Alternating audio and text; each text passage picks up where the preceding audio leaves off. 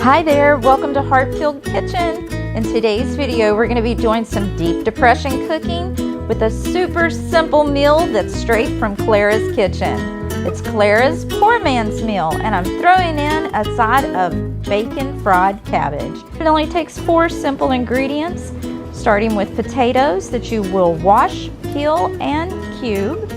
And we're going to add those potatoes to a hot skillet that's been filled with your favorite oil. Now once you get those potatoes in the skillet, go ahead and add your salt and pepper and give it a good stir.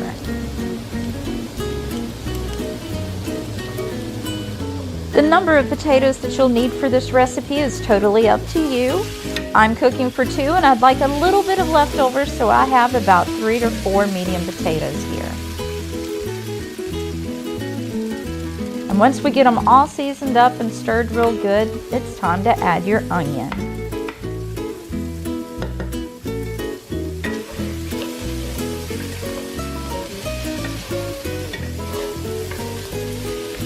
Now that all the potatoes are in the skillet, I like to add a lid to kind of help tenderize them. After a few minutes, and just as they start to become fork tender, it's time to add your sliced wieners.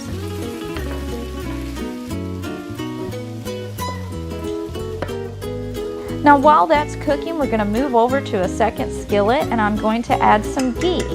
You can definitely use any kind of oil you would like here, and actually bacon grease would be the best for this recipe. Wash and cube up some cabbage and add it to that oil. And we're just going to let that cook down. In the meantime, let's head back over to our poor man's meal and give it another good stir. Now that all the potatoes are soft and the wieners are starting to brown and they're heated through, it's time to do the final step of adding your 3 tablespoons of tomato sauce. Now to that, I add a 1/4 cup of water just to make it good and saucy.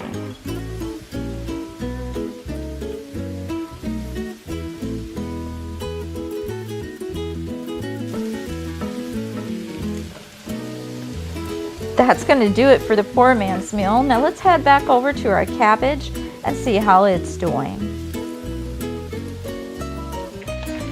Now that the cabbage has started to soften up a little bit and it's more manageable, we're going to add our seasonings. I like to add salt, pepper, and garlic to start with. Then I like to add the garlic and herb all-purpose seasoning from Aldi's and a little dash of crushed red pepper. Give it another good stir and allow it to cook down.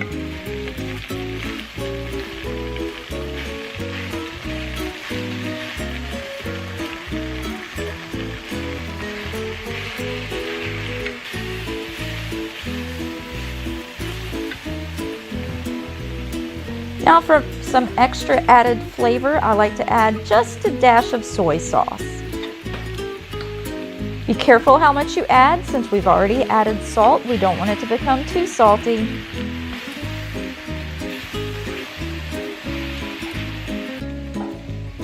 And now the final step in this process is to add some crunchy crumbled bacon pieces.